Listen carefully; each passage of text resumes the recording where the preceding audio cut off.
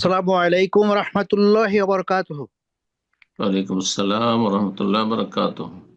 শেখ, আমি খায়ের বলছি new York থেকে।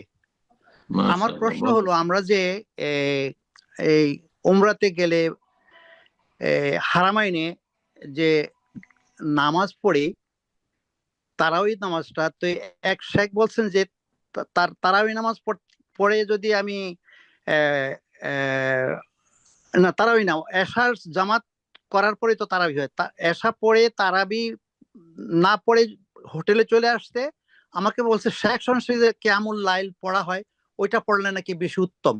তো এইটা আমি একটু জানতে চাচ্ছি শেখ, প্লিজ।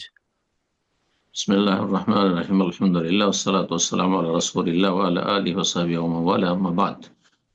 জি ভাই, আপনি বলছেন যে কোন একজন বলেছেন যে রমজান মাসে এশার সালাতের পরে যে তারাবি হয় সেই সময় না পড়ে যদি শেষ রাতে পড়া হয় তো বেশি উত্তম। কিন্তু শেষ রাতে তো গোটা মাস হয় না, শুধু শেষ দশকে হয়। রমজান মাসের 21 রাত থেকে শুরু করে শেষ পর্যন্ত 9 দিন অথবা 10 দিন, শেষ রাতে রাত 12:30 একটার পর থেকে শুরু হয়, 12:30 থেকে শুরু হয়।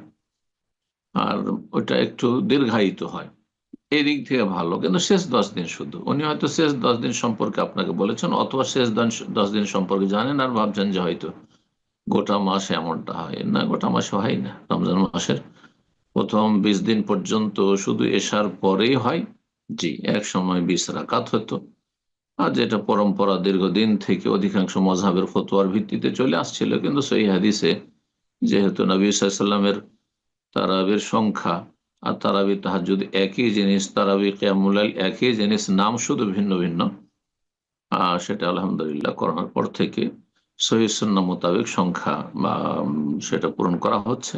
11 রাকাতি বা 13 রাকাতের হাদিস হয়েছে, 13 রাকাত পড়ানো হচ্ছে। জি, বারাকাল্লাহু ফিকুম।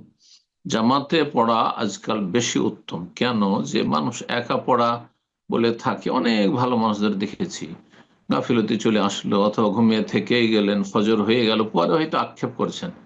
তা না করে যদি জামাতে পড়ে নিতেন ঘন্টা খানেক, ওইটা আপনার জন্য অনেক ভালো ছিল। তারপরে যদি পড়তে চান, কোনো দোষ নাই, দুই দুই করে পড়বেন, দুই দুই করে আপনি পড়েন। নফল রাতে আপনি শেষ রাতে এবার বন্দি করতে চাইছেন, করতে পারেন। বেতর একবার পড়ে নিলে আর বেতর পুনরায় পড়বেন না।